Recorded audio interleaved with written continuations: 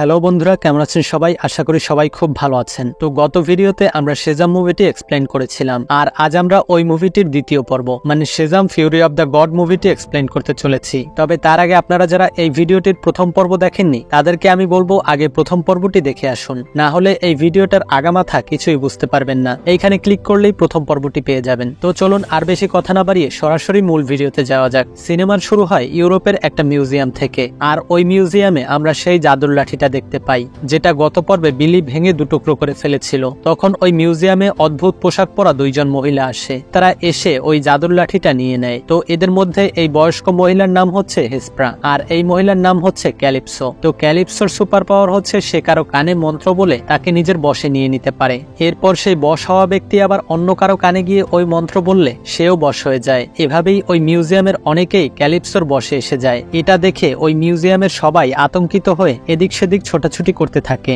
তখন ওই হেসপ্রা নামের মহিলাটি জাদুর মাধ্যমে সবাইকে পাথর বানিয়ে দেয় এবং সেই জাদুর লাঠিটি নিয়ে সেখান থেকে চলে যায়। আর এখানে সিন শিফট হয় এবং আমাদের এই মুভির প্রধান চরিত্র বিলিকে দেখানো হয়, যে কিনা একজন চাইল্ড স্পেশালিস্টের কাছে এসেছে ডাক্তার দেখাতে, কারণ এত বড় শরীরের সাথে সে নিজেকে মানিয়ে নিতে পারছে না, সে ঠিকমতো নিজেকে কন্ট্রোল করতে পারছে না। কিন্তু ডাক্তার তখন তাকে দেখে বলে, দেখেন ভাই, আমি হইলাম বাচ্চাদের ডাক্তার, কিন্তু আপনারা দেখে তো কোনো দিক দিয়েই বাচ্চা মনে হয় না। তো এই জন্য ওই ডাক্তার আর তার চিকিৎসা করে না। এরপর বিলি বাড়ি এসে তার ভাই চইয়ের সাথে গেম খেলছিল। তখন বিলির আরেকটা ভাই ফ্রেডি রেডিওতে একটা নিউজ শুনতে পায়, যেখানে বলা হচ্ছে শহরের বড় একটা ব্রিজ হঠাৎ করেই ভাঙতে শুরু করেছে। আর আমরা গত পর্বে দেখেছিলাম যে বিলি তার বাকি 5 ভাই বোনদেরও সুপার হিরোর পাওয়ার দিয়ে দিয়েছে, তারা সবাই এখন সুপার হিরো। তো তারা তাদের দত্তক নেওয়া বাবা মাকে বাইরে ঘুরতে যাওয়ার কথা বলে ঘর থেকে বের হয়। এরপর ওই সুপার হিরোর রূপ নিয়ে সেই ব্রিজের কাছে চলে যায়, আর সেখানে গিয়ে তারা সব মানুষদের বাঁচিয়ে নেয়। তো এটা যেহেতু পার্ট 1 এর 4 বছর পরের কাহিনী, তাই এতদিনে তারা তাদের সুপার পাওয়ারকে খুব ভালোভাবে কন্ট্রোল করতে শিখে গেছে, সেই সঙ্গে তারা অনেক দায়িত্ব নিতেও শিখে গেছে। কিন্তু তবুও বয়সের দিক থেকে তো ওরা এখনো এক একটা বাচ্চা, তাই ওদের কাজকর্মে এখনো বাচ্চা সুলভ আচরণ প্রকাশ পায়। যেমন তাদের মধ্যে সব থেকে ছোট যে মেয়েটা মানে ডার্লা যখন দুটো মেয়েকে বাঁচাতে যায়, তখন সে বিপদ দেখেও ওই মেয়েদের সাথে হাই হ্যালো করতে শুরু করে। তারপর আবার ওই মেয়ে দুটোকে না বাঁচিয়ে দুটো বিড়াল ছানাকে নিয়ে যায়, মানে দুইটা মানুষের জীবনের থেকে ওর কাছে দুইটা বিড়ালের জীবন বড় হয়ে গেছে। তো যাই হোক, এরপর আবার ওদেরকেও বাঁচিয়ে নেয়। তারপর এদিকে আবার চইকে দেখা যায়, সে দুজন সুন্দরী মেয়েকে দেখে তাদের সঙ্গে গল্প জুড়ে দেয়। তবে শেষ পর্যন্ত যদিও কারো কোনো ক্ষয়ক্ষতি হয় না, কিন্তু ওই ব্রিজটা ভেঙে পড়ে যায়। তবে ওরা চাইলেই ফাইজলামি না করে ওই ব্রিজটাকে ভেঙে পড়া থেকে বাঁচাতে পারত। তো এরপর তারা আবার তাদের ঘরে ফিরে আসে, আর এরপর তারা সবাই ওই গুহার ভেতরে যায় যেখান থেকে এই সব ঝামেলার শুরু হয়েছিল। তো প্রথম পর্বে এই গুহাটার কোনো নাম না থাকলেও দ্বিতীয় পর্বে এই গুহাটার নাম হচ্ছে অমররত্ন গুহা, আর এটা হচ্ছে বিলি ও তার ভাই বোনদের একটা গোপন আস্তানা, যেটাকে তারা নিজেদের বাসার মতো সাজিয়ে নিয়েছে। আর দেখো কাণ্ড, শয়তানগুলোর কি অবস্থা বানাইছে, মানে ওগু পুরো মানিজ্যতে খাইয়ে দিছে। তো যাই হোক, এখানে বিলিকে দেখে মনে হয় যে তার মন খারাপ। তখন ম্যারি তার এই মন খারাপের কারণ জিজ্ঞেস করলে সে জানায় আর মাত্র 5 মাস পরেই তার 18 বছর পূর্ণ হবে, আর তখন তাকে এই পরিবার থেকে চলে যেতে হবে। তখন ম্যারি তাকে অনেক সাহস দেয় এবং বলে সেটা না হয় 5 মাস পরেই দেখা যাবে। এদিকে আমরা হেসপ্রা এবং ক্যালিপসোকে দেখি, যারা ওই ভাঙা জাদুর লাঠিটি নিয়ে একটা লোকের কাছে যায় জোড়া লাগানোর জন্য। সেই লোকটা আর কেউ না, বরং ওই জাদুকর যে বিলিকে এই সুপার পাওয়ার দিয়েছিল। তাকে আমরা প্রথম পর্বে মারা যেতে দেখেছিলাম, কিন্তু সে আসলে মারা যায়নি, তাকে এখানে বন্দী করে রাখা হয়েছে। এখানে তাদের কথায় আমরা বুঝতে পারি যে হেসপ্রা এবং ক্যালিপসো এরা দুজন মানুষ নয়, এরা দুজন খুবই শক্তিশালী দেবী। 1000 বছর আগে কোনো কারণে এই সকল দেবদেবীরা মানুষদের পছন্দ করত না এবং তারা মানুষের উপরে খুবই অত্যাচার করত। আর জাদুকর মানুষদের এই বিপদ দেখে এই সকল দেবদেবীদের শক্তি কৌশলে ছিনিয়ে এই লাঠির মধ্যে বন্দী করে রেখেছিল এবং পৃথিবীর চারদিকে একটা জাদুর দেয়াল তৈরি করে দিয়েছিল, যাতে এই সকল দেবদেবীরা পৃথিবীতে প্রবেশ করতে না পারে। কিন্তু প্রথম পর্বে আমরা দেখেছিলাম বিলি ওই ভিলেনের সঙ্গে লড়াই করার সময় এই জাদুর লাঠিটি ভেঙে ফেলেছিল, যার ফলে এই সকল দেবদেবীরা তাদের শক্তি আবারও ফিরে পেয়েছে এবং পৃথিবীর চারদিক থেকে ওই জাদুর দেওয়ালও ভেঙে গেছে। আর এখন এই দেবদেবীরা চাইলেই এই জাদুর লাঠির সাহায্যে বিলি ও তার ভাই বোনদের সুপার পাওয়ার কেড়ে নিতে পারে, কিন্তু তার জন্য প্রথমে এই জাদুর লাঠিটা জোড়া লাগাতে হবে। তখন ক্যালিপসো তার মন্ত্র দিয়ে ওই জাদুকরকে বশ করে এবং তার সাহায্যে এই জাদুর লাঠিটা জোড়া লাগিয়ে নেয়। এদিকে আমরা ফ্রেডিকে দেখি সে স্কুলে একটা মেয়ের সাথে কথা বলছে, আর এই মেয়েটা স্কুলে নতুন এসেছে। তখন সেখানে ওই দুষ্ট ছেলে দুইটা আসে, যারা সব সময় ফ্রেডিকে বিরক্ত করে। তখন ফ্রেডি মেয়েটিকে ইমপ্রেস করার জন্য তাদের সঙ্গে একটু ভাব নিতে যায়। এতে তারা দুজনে মিলে ফ্রেডিকে মাইর দিতে শুরু করে। তখন সেখানে একজন টিচার এসে পড়ে, যার কারণে ফ্রেডি তাদের মাইরের হাত থেকে বেঁচে যায়। আর এখানে মেয়েটি ফ্রেডির এই এই সব কর্মকাণ্ডে তার উপরে ইমপ্রেস হয়ে যায় এবং সে তার নাম বলে অ্যান্থিয়া। আর অ্যান্থিয়া ফ্রেডির সঙ্গে একটু হেসে কথা বলায় ফ্রেডি তো পুরাই ল্যাডাবেডা হয়ে যায়, মানে পুরা তার প্রেমে চুবনি খাইতে থাকে। এদিকে আমরা আবার ওই জাদুকরকে দেখতে পাই যে তার নখের মধ্যে ওই জাদুর লাঠির কিছুটা অংশ ঢুকেছিল। যখন সে হিস্প্রা ও ক্যালিপসোর সঙ্গে ওই লাঠি নিয়ে ধস্তাধস্তি করছিল তখন এই অংশটুকু তার নখের মধ্যে ঢুকে গিয়েছিল। সে ওই অংশটুকু একটা মন্ত্র পড়ে বিলিকে খুঁজতে পাঠিয়ে দেয়। এদিকে আমরা বিলিকে দেখতে পাই যে কিনা আরেকজন সুপার হিরোইনকে পটানোর চেষ্টা করছে। আর একে তো আপনারা নিশ্চয়ই চিনতে পেরেছেন, এ হচ্ছে আমাদের ওয়ান্ডার ওম্যান। আর বিলি যখনই তাকে কিস করতে যাবে তখনই ওয়ান্ডার ওম্যানের মধ্যে ওই জাদুকর চলে আসে। সে এসেই বিলিকে বকা দিতে শুরু করে, বলে তুমি কোনো সুপার হিরো না, বরং একটা সুপার বলদ। তোমার মতো একটা বলদকে এত বড় একটা দায়িত্ব দেওয়াই আমার ভুল হয়েছে। তোমার ভুলের কারণে দেবলোক আর পৃথিবী লোকের মধ্যকার দেয়াল ভেঙে গেছে। এখন অ্যাটলাসের মেয়েরা তোমাকে মারতে আসছে। ওরা তোমাকে ও তোমার পরিবারকে তো মারবেই, সেই সঙ্গে পৃথিবী থেকে পুরো মানব জাতিকেই শেষ করে ফেলবে। এই বলে জাদুকর সেখান থেকে চলে যায় এবং যাওয়ার আগে বলে যায় যে করেই হোক ওদের হাত থেকে তোমাদের এই পৃথিবীকে ও মানব জাতিকে বাঁচাতে হবে, কারণ তোমরা এখন সুপার হিরো আর এটা তোমাদের দায়িত্ব। এদিকে আমরা ফ্রেডিকে দেখি সে অ্যান্থিয়ার সঙ্গে স্কুলের ক্যান্টিনে বসে গল্প করছিল। তখন অ্যান্থিয়া তাকে জিজ্ঞেস করে, আচ্ছা ওরা তোমাকে বাহুবলের চামচা কেন বললো? তখন ফ্রেডি তাকে বলে, আসলে ওই সুপার হিরোদের আমি চিনি, ওরা আমার বন্ধু, আর এই ব্যাপারটা নিয়ে ওরা আমাকে হিংসা করে, এজন্যই বলেছে। আসলে বিলি ও তার ভাই বোনদের কাছে সুপার পাওয়ার থাকলেও ব্যাটম্যান ও সুপারম্যানের মতো ওদের কোনো নাম নেই। কেউ বলে সুপারম্যান, কেউ বলে শক্তিমান, আবার কেউ বলে বাহুবলী। তো কথায় কথায় তাদের মধ্যে অনেক ভালো বন্ধুত্ব হয়ে যায়। কিন্তু তখনই সেখানে আবার বিলি চলে আসে আর সে ফ্রেডিকে তার সঙ্গে নিয়ে যায়। এরপর তারা সবাই মিলে তাদের সেই গোপন আস্তানায় যায় আর বিলি তার সব ভাই বোনদের সেই সব খুলে বলে যা জাদুকর তাকে বলেছে এবং তারা সবাই মিলে ভাবতে থাকে যে এখন তাদের কি করা উচিত। কিন্তু তারা তো অ্যাটলাস বা তার বংশধরদের ব্যাপারে কিছুই জানে না। তো অ্যাটলাস সম্পর্কে জানার জন্য তারা ওই অমররত্ন গুহার ভেতরে একটা গোপন দরজার পেছনে থাকা একটা জাদুর লাইব্রেরিতে যায়।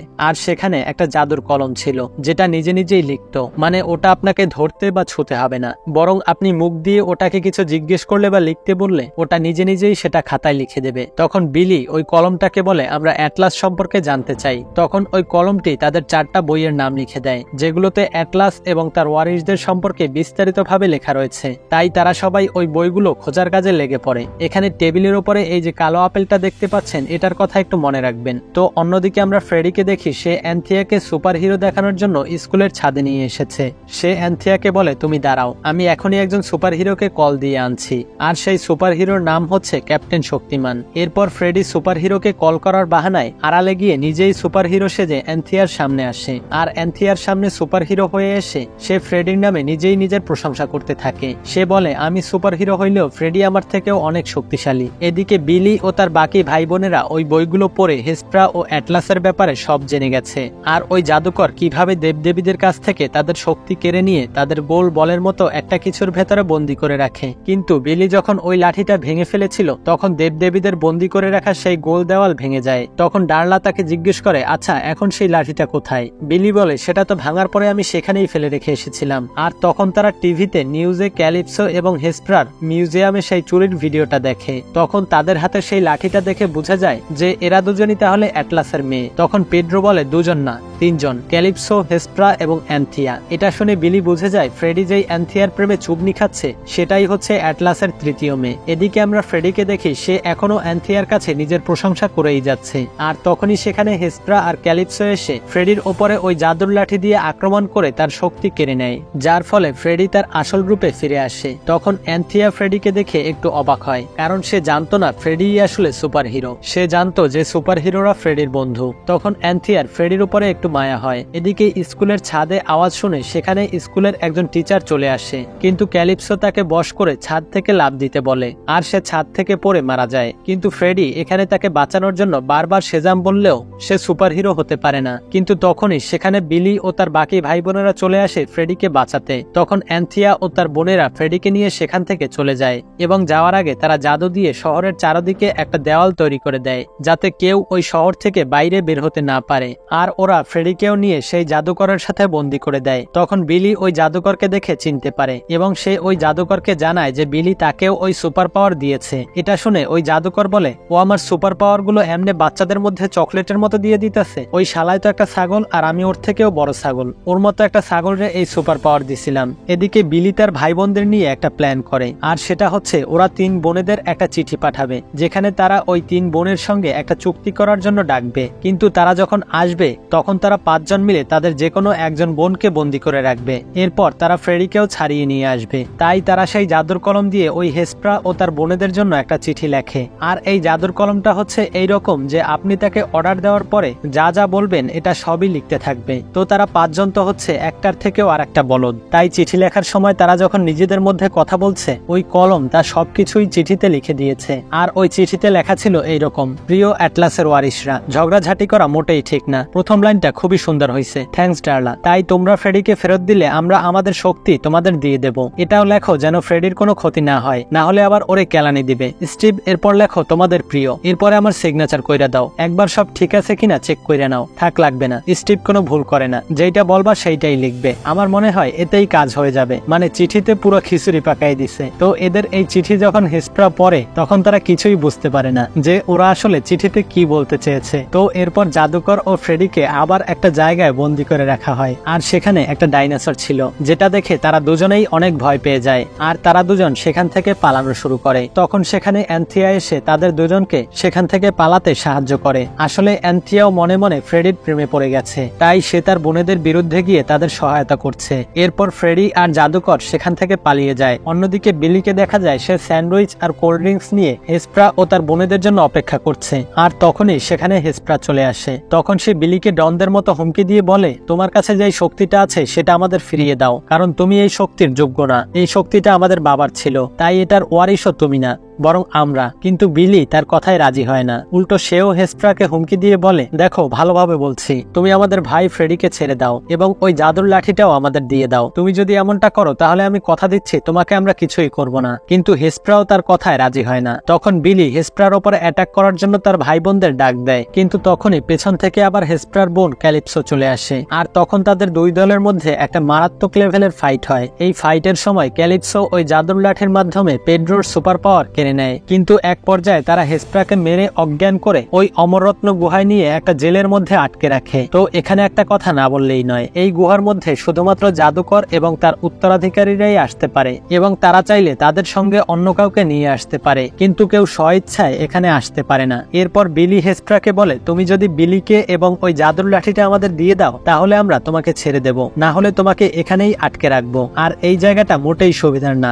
এবং এখানে ইন্টারনেটও নেই। এখানে একা থাকলে তুমি পাগল হয়ে যাবে। তার চেয়ে ভালো তুমি আমাদের প্রস্তাবে রাজি হয়ে যাও। আসলে ওরা মনে করেছিল যে হেসপ্রা এখান থেকে বের হতে পারবে না, কিন্তু সে খুব সহজেই এখান থেকে পালিয়ে যায় এবং যাওয়ার সময় সে ওই কালো আপেলটাকেও নিজের সাথে করে নিয়ে যায়। এটা হচ্ছে একটা শক্তিশালী জাদুর বীজ। আর হেসপ্রাকেও বিলিরা ধরে আনেনি, বরং সে নিজের ইচ্ছাই এখানে এসেছিল, কারণ বিলির সাহায্য ছাড়া সে কখনো এখানে আসতে পারত না এবং তার উদ্দেশ্য ছিল এই কালো আপেলটা চুরি করা। আর হেসপ্রা যখন এই জাদুর বীজটা নিয়ে আসে তখন সেটা লুকিয়ে ওই জাদুকর আর ফ্রেডি দেখে ফেলে। আর জাদুকর ওই বীজটা দেখে চিনে ফেলে। সে ফ্রেডিকে বলে এটা খুবই ভয়ানক একটা জাদুর বীজ। তখন তারা দুজন চুপি চুপি হেসপ্রার পিছু নেয়। তো হেসপ্রা ওই বীজ নিয়ে আসার পরে তার বাকি দুই বোন ক্যালিপসো ও অ্যান্থিয়া সেটা দেখে খুবই খুশি হয় এবং অ্যান্থিয়া বলে, এই বীজ পুঁতে আমরা আবারও আমাদের দেবলোককে জাগিয়ে তুলতে পারবো। কিন্তু তখন তার বোন ক্যালিপসো বলে, এই বীজটা যদি আমরা দেবলোকে না লাগিয়ে পৃথিবীতে লাগাই তাহলে কেমন হবে, কারণ মানুষরাই আমাদের দেবলোক ধ্বংসের কারণ ছিল।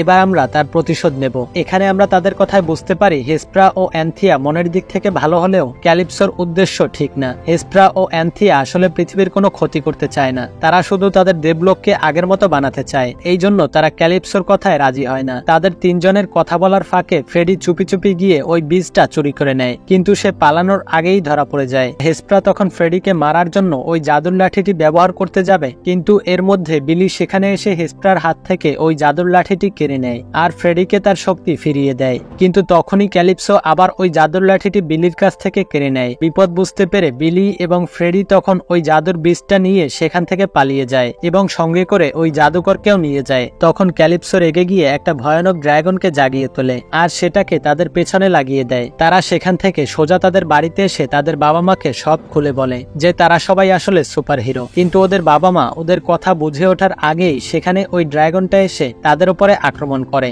আর তাদের ঘরটা রাস্তা পুরো ভেঙে গুড়িয়ে ফেলে। তবে তারা সবাই কোনো মতে ওই ড্রাগনের হাত থেকে বেঁচে একটা নিরাপদ জায়গায় চলে আসে। কিন্তু একটু পরে ড্রাগনটিও সেখানে চলে আসে। এবার ওই ড্রাগনের সঙ্গে ক্যালিপসোও ছিল, আর সে এসে ওই ড্রাগনের সাহায্যে তাদের সবার উপরে আক্রমণ করে এবং বিলি ছাড়া বাকি সবার শক্তি নিয়ে নেয়। এরই মধ্যে সে আবার ওই জাদুর বীজটাকেও নিয়ে নেয়। এরপর সে ওই বীজটা নিয়ে একটা বড় স্টেডিয়ামের মাঝে পুঁতে দেয়। ওই বীজটা পোতার সঙ্গে সঙ্গে ওই বীজ থেকে একটা বড় শয়তানের গাছের জন্ম নেয়, আর ওই গাছের শেকড় পুরো শহর জুড়ে ছড়িয়ে পড়ে এবং ওই গাছ থেকে ফলের বদলে কিছু ভয়ানক রাক্ষসের জন্ম নেয়। তারা জন্মের সঙ্গে সঙ্গেই মানুষদের ওপরে আক্রমণ করে মেরে ফেলে। এদিকে আমরা বিলি ও তার পরিবারকে দেখি, যারা একটা জায়গায় দাঁড়িয়ে ভাবছে যে এখন কি করা যায়। তখন সেখানে অ্যান্থিয়াও চলে আসে এবং সে ফ্রেডিকে বলে যে সে এখন তাদের দলে, কারণ তার বোন ক্যালিপসো তাকে ধোঁকা দিয়েছে। সে বলে যে একমাত্র হেসপ্রাই এই সবকিছু আগের মতো করতে পারে, আর আমি যে করেই হোক হেসপ্রাকে রাজি করাবো। এতে যদি আমার জীবনও যায় তাও কোনো সমস্যা নেই। তখন ফ্রেডি বলে, তুমি কেন মরবে? তুমি তো এখনো বাচ্চা একটা মেয়ে, তুমি আরো অনেক বছর বাঁচবে। তখন অ্যান্থিয়া জানায় যে তার বয়স 6000 বছরেরও বেশি। এটা শুনে ফ্রেডি তো পুরাই শকড হয়ে যায়। তো এরপর অ্যান্থিয়া তার বোনেদের কাছে যায় এবং সে ক্যালিপসোকে বলে যে এই সবকিছু বন্ধ করো, এগুলো করা ঠিক হচ্ছে না। এবং তার বোন হেসপ্রাও ক্যালিপসোকে এই সব বন্ধ করতে বলে, কিন্তু ক্যালিপসো তাদের কথা তো শোনেই না, বরং সে তার বড় বোন হেসপ্রাকে ওই ড্রাগনের সাহায্যে মেরে ফেলে এবং ওই জাদুর লাঠির সাহায্যে অ্যান্থিয়ার উপরে আক্রমণ করে তার সুপার পাওয়ার কেড়ে নেয়। এদিকে বিলি সিদ্ধান্ত নেয় যে সে একাই ওই ড্রাগন এবং ক্যালিপসোর সঙ্গে লড়াই করবে এবং তার পরিবারের বাকিদের বলে, তোমরা গিয়ে ওই রাক্ষসদের আটকানোর চেষ্টা করো। এরপর বিলির পরিবারের বাকিরা যখন ওই রাক্ষসদের সঙ্গে লড়াই করতে যায়, তারা কিছুতেই ওই রাক্ষসদের সঙ্গে পেরে ওঠে না। তখন ডার্লা ওই জাদুর কলমের সাহায্যে জানতে পারে যে ইউনিকর্ন নামের এক ধরনের প্রাণীকে এই রাক্ষসগুলো খুবই ভয় পায়। কিন্তু তখন ওই জাদুকর জানায় যে ওই প্রাণীগুলো মানুষদের মোটেই পছন্দ করে না, মানুষ দেখলেই তারা সঙ্গে সঙ্গে তাদের উপরে আক্রমণ করে মেরে ফেলবে। তখন ডার্লা আবার ওই জাদুর কলমের সাহায্যে জানতে পারে যে ওই প্রাণীগুলোর মিষ্টি জাতীয় খাবার খেতে খুবই পছন্দ। তখন ডার্লার মাথায় একটা বুদ্ধি আসে, আর তারা সবাই মিলে ওই প্রাণীগুলোকে খুঁজে বের করে এবং যখনই এই প্রাণীগুলো তাদের উপরে আক্রমণ করতে যাবে, তখন ডার্লা তার সঙ্গে থাকা মিষ্টি চকলেট খাইয়ে ওই প্রাণীগুলোকে পোষ মানিয়ে নেয়, মানে নিজেদের কন্ট্রোলে নিয়ে নেয়। এরপর ওই প্রাণীগুলোর সাহায্যে ওই সব রাক্ষসগুলোকে সেখান থেকে তাড়িয়ে দেয়। এদিকে বিলিও একা ক্যালিপসো এবং ওই ড্রাগনদের সাথে কিছুতেই পেরে উঠছিল না। তখন সে ক্যালিপসোর বড় বোন হেসপ্রার কাছে যায়, আর সে দেখে এখনো হেসপ্রা পুরোপুরি মারা যায়নি। তখন সে তার বিদ্যুতের শক্তির সাহায্যে শক দিয়ে হেসপ্রার জ্ঞান ফেরায় এবং বিলি তার কাছে জানতে চায় কিভাবে ওই ড্রাগনকে হারানো যায়। তখন হেসপ্রা তাকে জানায় যে ওই জাদুর লাঠিতে যদি প্রচুর পরিমাণে বিদ্যুৎ ঢোকানো যায়, তখন ওই লাঠিটা খুব বড় একটা ব্লাস্ট করবে। ওই ব্লাস্টের সময় সেটার আশেপাশে যা কিছুই থাকুক তা সব পুড়ে ছাই হয়ে যাবে। এতে ড্রাগন আর ক্যালিপসো দুজনেই মারা যাবে, এমনকি তুমিও যদি পাশে থাকো তাহলে তুমিও মারা যাবে। এদিকে আমরা দেখি ক্যালিপসো ওই ড্রাগনের সাহায্যে অ্যান্থিয়ার উপরে আক্রমণ করেছে। এটা দেখে ফ্রেডি তখন অ্যান্থিয়াকে বাঁচানোর জন্য সেখানে আসে, কিন্তু তখন তাদের দুজনের কারো কাছেই কোনো সুপার পাওয়ার ছিল না, তাই তারা নিজেদের আত্মরক্ষার জন্য কিছুই করতে পারে না। কিন্তু তখনই সেখানে বিলি চলে আসে। সে ওই ড্রাগনকে আটকে ধরে আর সুযোগ বুঝে ক্যালিপসোর হাত থেকে সেই জাদুর লাঠিটি নিয়ে নেয়। এরপর সে লাঠিটি নিয়ে সেই ভয়ানক গাছটির কাছে যায়, যেটা থেকে ওই সকল রাক্ষসরা জন্মেছিল, আর হেসপ্রা মরার আগে ওই অদৃশ্য দেয়ালটি ছোট করে দিয়েছিল।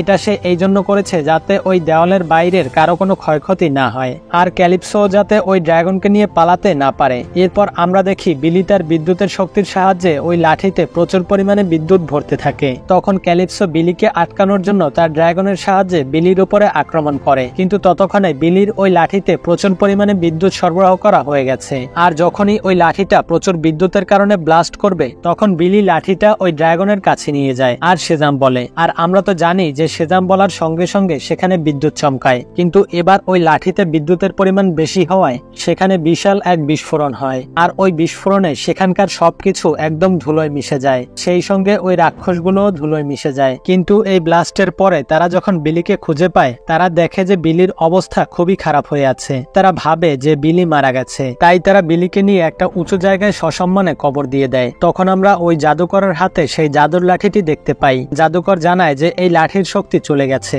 যার মধ্যে দেব দেবতাদের শক্তি রয়েছে শুধুমাত্র এমন কেউই এই লাঠিটিকে আবার ঠিক করতে পারবে, কিন্তু এমন কেউই আর বেঁচে নেই, কারণ ক্যালিপসো তো বিলির ভাই বোনদের সবার শক্তিই কেড়ে নিয়েছে, এমনকি তার বোন অ্যান্থিয়ার শক্তিও কেড়ে নিয়েছে। বাকি ছিল বিলি, কিন্তু সেও এখন আর বেঁচে নেই। কিন্তু তখনই সেখানে এন্ট্রি নেয় ওয়ান্ডার ওম্যান, আর সে এসে ওই লাঠিটা স্পর্শ করার সঙ্গে সঙ্গে আবার ওই লাঠিটি আগের মতো ঠিক হয়ে যায়। কিন্তু তখনই ওই কবরের ভেতর থেকে বিলির হাত বের হয়ে আসে, আর আমরা দেখি যে বিলি এখনো মরেনি এবং তাকে আবারও ফিরে পেয়ে তার পরিবারের সবাই খুবই খুশি হয়। কিন্তু বিলি উঠে সবাইকে বাদ দিয়ে ওয়ান্ডার ওম্যানের সাথে ফ্লার্টিং করতে শুরু করে আর ওয়ান্ডার ওম্যানকে বিয়ে করার প্রস্তাব দেয়। কিন্তু ওয়ান্ডার ওম্যান বলে, তুমি আগে তোমার লেখাপড়া শেষ করো পিচ্ছি, মানে সবার সামনে ইজ্জতের পুরোই ফালুদা করে দিচ্ছে। তখন বিলির মা বলে, আরে ওরা কি নিজেদের বয়সী মেয়ে খুঁজে পায় না নাকি, এক একজন বুইড়া বুইড়া বেড়িদের দিকে নজর দিতেছে। এখানেই এই মুভিটি শেষ হয়ে যায়। আপনাদের যাদের কাছে ভিডিওটা একটুও ভালো লেগেছে তারা ভিডিওতে ছোট্ট একটা লাইক দিয়ে দেবেন, আর দেখা হবে পরবর্তী ভিডিওতে। ততক্ষণ পর্যন্ত ভালো থাকুন, সুস্থ থাকুন, আল্লাহ হাফেজ।